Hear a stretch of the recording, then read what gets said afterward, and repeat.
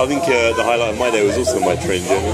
Yeah. I think, but particularly as I got off the train, because I saw a little lizard in Swadia scurrying along in front of me, and he made me laugh because he almost got trod on by another passenger. Right.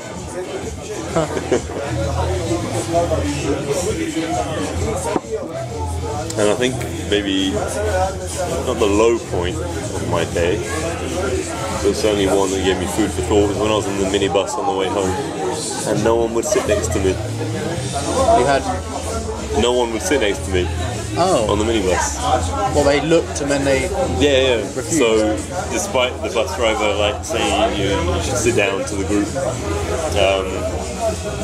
no one sat down next to me. It was quite strange, quite peculiar. Oh, and then so at the back of the minibus there's room for 4 people, and when I got on there was already a seat free, and I had asked anyone else to want to sit there, and the minibus driver told me to sit down, so I went to sit down, and the woman next to me moved up away from me as I sat down. So, alright. But she was covered, so I thought maybe she just wouldn't be too close to a man. Maybe that's that, maybe that's all. And then she got off, so there was then a space next to me, and people got on, they looked at it, and they didn't sit down. They'd rather stand up being passed around than sit next to me. And then the other woman got off, and then people sat down. I always find it strange when that happens. I find it strange in England when that happens on buses. For example, when you get a little Chinese fella who sits next to a black guy over you. Not because there's any reason from my side, but I know that Chinese are quite racist. And I feel like there's something... Again, for the listeners, Alex doesn't mean every Chinese person. No, just Chinese people. Not every Chinese people. Yeah, not every people. Not every Chinaman. But that always makes me curious as well. Yeah, so just going back, the minibus that you got, where did you get that from? I got it from Minibus Road, which you haven't been to yet because you don't come back from companies. I got dropped off there. It's very close to Baghdad Jadesi. Okay. It's kind of parallel. You have to do a little walk to get there. It's about 15 minutes away. Okay, and how expensive is that compared to the Dolmuş? Same cost as the train. Same cost as the train. Yeah. But a similar ride style to the Dolmuş. Yeah. But I always like going back to the whole seating thing. I'm interested in how people approach it when you've got a train, and it might be a very, very empty train. Yeah. And you might have like on the train I got today 5 seats on each side. And there was a girl sitting on the first one. And a guy came along and he made sure that he was sitting on the one on the other end. Yeah. It's funny, isn't it? It always interests me. I always make sure I'm sitting in the middle. Really? Yeah, because I wanna be near people. Like I want it open for other people to come in. Like, all right, well you can sit on the end, but you're still closer to me than you would be if I was sitting on the other end. I think I tend to sit in the middle as well. Actually. Yeah. I think. Yeah, I do. I do sit in the middle. But what fascinates me is when it's not a conscious decision. What are our prompts? What encourages us to do that? Yeah. I was thinking that today while I was in my class because I realised that I was sat there like this, with my finger covering my mouth. And I thought, is that me subconsciously telling the student, I'm not going to speak, this is your turn, I'm silent. I look at these little measures that we do, and I wonder why we do them. Yeah, or it might be that you just like the smell of your finger. Well, it does smell good. Yeah. And the taste as well. I didn't say anything about my tongue licking my finger at the same time. Yeah, when I used to get the bus at home, it would be a long bus, and like 20 feet? You'd have I'd say longer than that. I'm not sure exactly the length, but a long one. A long one. Like the Aruga or? Not a double one. Okay. No, just a single one. Oh, okay. And the seats would be on different levels. You have like seats on one side, seats on the other side. Yeah.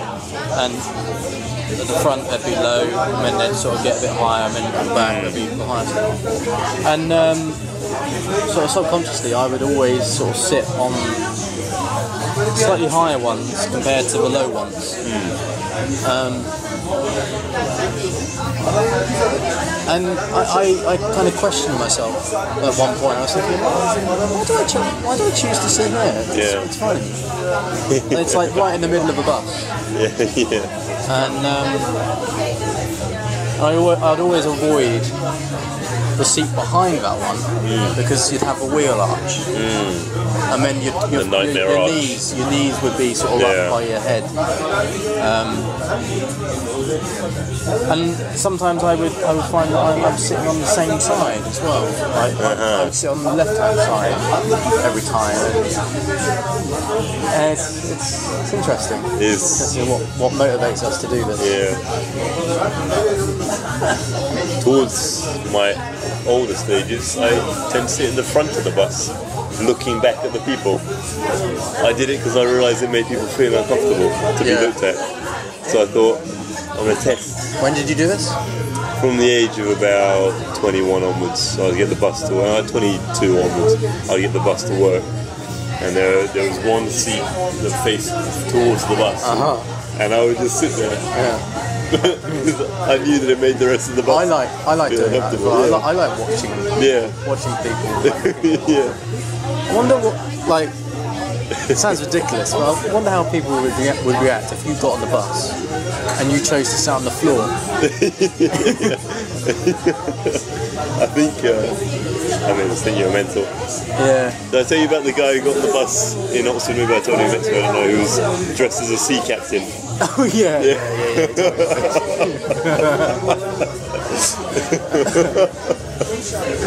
He was wonderful. There was also another guy who was always wearing a kilt. He always wore a kilt and a little hat with a bobbly thing on top. And he would just be waving at people all the time on the bus, like he knew them and they were all friends. And would be like looking at the window, hello. But if people sat where he normally sat, he went mental, absolutely nuts, raging. There's an old colonel who gets on my bus at home, and